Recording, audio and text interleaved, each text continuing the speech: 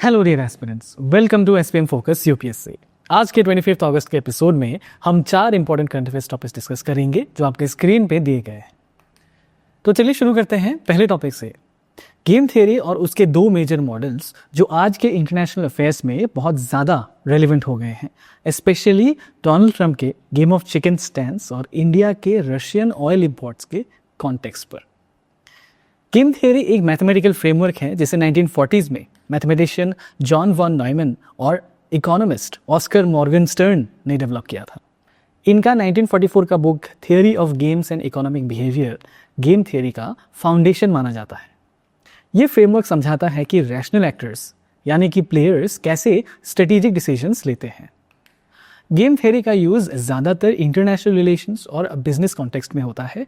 इसमें कई मॉडल्स हैं जो बाद में इंटरनेशनल रिलेशंस के फील्ड में भी इंक्लूड किए गए हैं। पहला मॉडल है जीरो सम गेम्स, जहां एक प्लेयर का फ़ायदा दूसरे का नुकसान होता है। इसका एक एग्जाम्पल है टेरिटोरियल वॉर्स, जैसे कि रशिया और यूक्रेन का वॉर। दूसरा है नॉन जीरो सम गेम्स, जिसमें दोनों पार्टीज जीत भी सकते हैं और हार भी सकती हैं। ये सब उनके कोऑपरेशन पर डिपेंड करता है। For example trade negotiations, arms control, environment related agreements जैसे इंडिया और पाकिस्तान के बीच आर्म्स रेस। अब बात करते हैं तीसरे मॉडल की, that is the prisoners dilemma, जो कि एक बहुत ही फंडामेंटल और इंसाइटफुल मॉडल है। इस मॉडल को 1950 में मेरिल फ्लड और मेल्विन ड्रेशर ने डेवलप किया था और बाद में एल्बर्ट डब्ल्यू टकर ने इसमें प्रिजनर का एंगल इंट्रोड्यूस किया। इस मॉडल के हिसाब से 2 प्रिजनर्स को अलग अलग रखा गया है और उनके पास 2 चॉइसेस होती हैं, या तो वो अपने पार्टनर के साथ कोऑपरेट करें और चुप रहें, या उसके खिलाफ एविडेंस देकर बिट्रे कर दें। अगर दोनों चुप रहते हैं तो उन्हें लाइट पनिशमेंट मिलता है, यानी सबसे अच्छा कलेक्टिव आउटकम। अगर दोनों ही बिट्रे करते हैं तो उनको मीडियम पनिशमेंट मिलता है, जो थोड़ा सा वर्स होता है। लेकिन अगर एक बिट्रे करता है और दूसरा चुप रहता है तो जो बिट्रे करता है वो फ्री चला जाता है और दूसरा हैवी पनिशमेंट पाता है। इस मॉडल का कंक्लूजन ये है कि रैशनल एक्टर्स जब अपने सेल्फ इंटरेस्ट में डिसीजंस लेते हैं तो कलेक्टिव बेस्ट आउटकम अचीव नहीं होता। ये मॉडल आर्म्स रेस और एनवायरनमेंट के ओवर एक्सप्लॉयटेशन जैसे इश्यूज में भी रेलिवेंट है। यहाँ एक की टेक अवे ये है कि ऐसे सिचुएशंस में ट्रांसपेरेंसी और कॉन्फिडेंस बिल्डिंग मेजर्स कंट्रीज के बीच ज़रूरी हो जाता है। इसके बाद आता है दूसरा important model, game of chicken. ये मॉडल 1950s 60s में थॉमस सी शेलिंग जैसे मैथमेटिशियंस ने फॉर्मली स्टडी किया। इसका नाम आया एक रेकलेस ड्राइविंग गेम से, जिसमें 2 ड्राइवर्स एक दूसरे की तरफ स्पीड से बढ़ते हैं और जो सबसे पहले स्टीयर करके बचने की कोशिश करता है उसे चिकन या कावर्ड माना जाता है।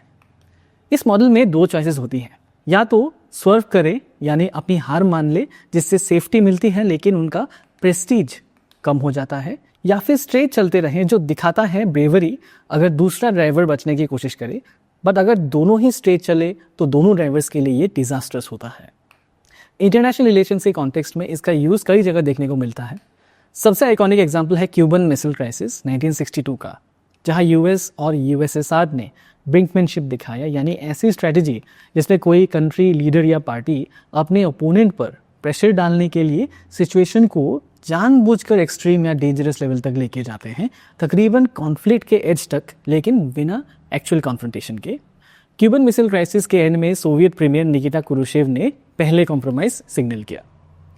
इसी तरह बॉर्डर डिस्प्यूट्स में भी कंट्रीज टफ स्टैंड्स लेती हैं, लेकिन अगर कोई भी पीछे नहीं हट रहा है तो कॉन्फ्लिक्ट इनएविटेबल हो जाता है, जैसे ऑपरेशन सिंदूर और पाकिस्तान का रिस्पॉन्स।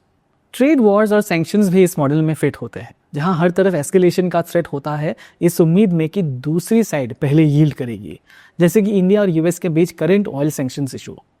अब इस मॉडल के कॉन्टेक्स्ट में आते हैं इंडिया के रशिया ऑयल इंपोर्ट्स पर। अगस्त 2025 में इंडिया के Russia oil imports 2 million barrels per day के रिकॉर्ड लेवल पर पहुंच गई। ये देश के टोटल क्रूड इंपोर्ट्स का 38% है। ये तब हुआ जब यूएस ने 25% सैंक्शंस की धमकी दी, जो 27 अगस्त से लगने वाली है। इस सिचुएशन को गेम ऑफ चिकन्स के लेंस से समझा जा सकता है।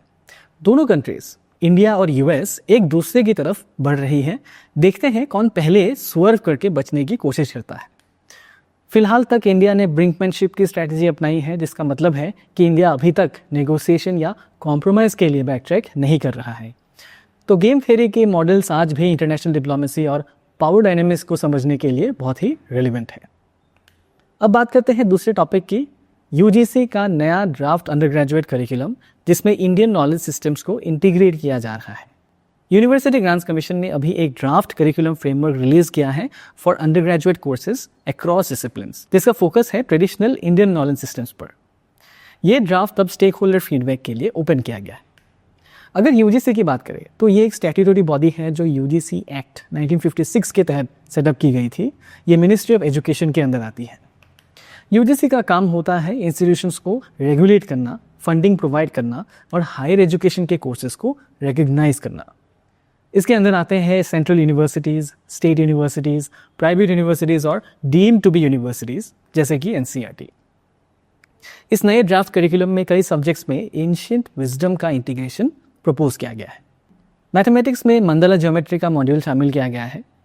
मंडला का मतलब होता है सर्कल और मंडला ज्योमेट्री का यूज़ इंडियन आर्ट, आर्किटेक्चर और सीक्रेट फिलॉसफी में होता है, स्पेशली हिंदुइज्म और बुद्धिज़्म में। इसमें सिमेट्री, प्रोपोर्शंस और पैटर्न्स का यूज़ होता है। कॉमर्स और इकोनॉमिक्स में भारतीय फिलॉसफी का इंटीग्रेशन किया गया है जिसमें धार्मिक थॉट और एथिकल डिसीजन मेकिंग जैसे कॉन्सेप्ट्स शामिल हैं। वही केमिस्ट्री सब्जेक्ट में एक इंटरेस्टिंग मॉड्यूल प्रपोज हुआ है, केमिस्ट्री ऑफ एल्कोहलिक बेवरेजेस, जिसमें ट्रेडिशनल इंडियन ड्रिंक्स जैसे कांजी, महुआ और तौड़ी का साइंटिफिक अंडरस्टैंडिंग दिया गया है। वही एंथ्रोपोलॉजी में इंडियन थिंकर्स जैसे चरक, सुश्रुत और कौटिल्य के थॉट्स और कंट्रीब्यूशंस को समझा जाएगा। ड्राफ्ट करिकुलम का जस्टिफिकेशन दिया गया है कि ये नेशनल एजुकेशन पॉलिसी 2020 के प्रिंसिपल्स के साथ अलाइंड है। हाउएवर, कुछ एकेडमिशियंस इस मूव को पॉलिटिकल कलरिंग ऑफ एजुकेशन के रूप में भी देख रहे हैं, जहां ट्रेडिशनल सिस्टम्स को मॉडर्न साइंटिफिक करिकुलम के ऊपर इंपॉर्टेंस दिया जा रहा है। इसी टॉपिक के बेसिस पर एक प्रीलिम्स प्रैक्टिस क्वेश्चन दिया गया है, इसका आंसर आप कमेंट सेक्शन में दे सकते हैं। चलिए अब बात करते हैं स्पेस अचीवमेंट्स की नेशनल स्पेस डे 2025 के सेलिब्रेशन के कॉन्टेक्स्ट में। इंडिया का मून मिशन जर्नी चंद्रयान 1 से शुरू हुआ था। 2008 में इसरो ने चंद्रयान 1 लॉन्च किया था। ये एक ऑर्बिटर और इम्पैक्टर मिशन था और इसने मून पर पानी के प्रेजेंस को प्रूव किया, जो एक हिस्टोरिक ब्रेक थ्रू था। उसके बाद 2019 में लॉन्च हुआ चंद्रयान 2, जिसमें 3 मॉड्यूल्स थे। ऑर्बिटर जब मून की ऑर्बिट में घूमता है, लैंडर विक्रम जिसे मून के साउथ पोल पर सॉफ्ट लैंडिंग करना था, और रोवर प्रज्ञान जो सरफेस पर चलकर रीडिंग्स लेता था। अनफॉर्चुनेटली चंद्रयान 2 का लैंडर विक्रम सॉफ्ट लैंडिंग नहीं कर पाया और मिशन पार्शियली फेल हो गया, लेकिन ऑर्बिटर अब भी सक्सेसफुली फंक्शन कर रहा है। फिर आया चंद्रयान 3 जो चंद्रयान 2 का सक्सेसर है।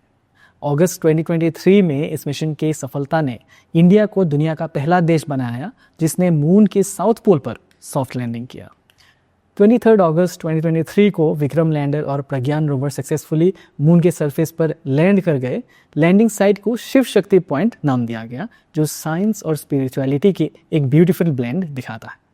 इस हिस्टोरिक मोमेंट को मार्क करते हुए नेशनल स्पेस डे हर साल 23 अगस्त को सेलिब्रेट किया जाता है। इस साल के नेशनल स्पेस डे का थीम है Aryabhatta to Gaganyaan, ancient wisdom to infinite possibilities. ये theme ancient Indian scientific legacy को एक्नॉलेज करता है और फ्यूचर स्पेस पॉसिबिलिटीज के साथ कनेक्ट करता है। इसी टॉपिक के बेसिस पर एक प्रीलिम्स प्रैक्टिस क्वेश्चन दिया गया है, इसका आंसर आप कमेंट सेक्शन में दे सकते हैं। और अब चलिए चलते हैं आज के अंतिम और चौथे टॉपिक की तरफ, सुप्रीम कोर्ट का modified order on stray dogs. पहले सुप्रीम कोर्ट का ऑर्डर था कि दिल्ली और उसके सबर्ब्स नोएडा, गुरुग्राम, गाजियाबाद में सारे स्ट्रे डॉग्स को 8 वीक्स के अंदर कैप्चर किया जाएगा। इन डॉग्स को स्पेसिफिकली डेजिग्नेटेड शेल्टर्स में रिलोकेट करना था और उन्हें दोबारा स्ट्रीट्स पर रिलीज नहीं करना था। लेकिन अब सुप्रीम कोर्ट ने अपना ऑर्डर मॉडिफाई किया है। नए ऑर्डर के मुताबिक स्ट्रे डॉग्स को स्टेरिलाइज, डीवर्म, वैक्सीनेट किया जाएगा और फिर उन्हें उसी एरिया में रिलीज कर दिया जाएगा जहां से उन्हें उठाया गया था। ये modification animal birth control rules 2023 के नॉर्म्स के अकॉर्डिंग है। लेकिन कुछ एक्सेप्शंस भी रखे गए हैं इस डिसीजन के लिए। अगर कोई डॉग रेबीज से इन्फेक्टेड है, रेबीज सस्पेक्ट है या वो एग्रेसिव और डेंजरस बिहेवियर दिखाता है तो उसे परमानेंट शेल्टर में ही रखा जाएगा। ऐसे डॉग्स को कभी भी स्ट्रीट्स पर वापस नहीं भेजा जाएगा। तो डियर एस्पिरेंट्स, लीगल, एथिकल और एडमिनिस्ट्रेटिव इश्यूज से ये रियल टाइम एग्जाम्पल्स यूपीएससी के जीएस पेपर 2 और एसए के लिए काफ़ी इंपॉर्टेंट हो जाते हैं। विद दिस आज के लिए इतना ही। मिलते हैं कल नए एपिसोड में। Until then, this is focus UPSC signing off. जय हिंद।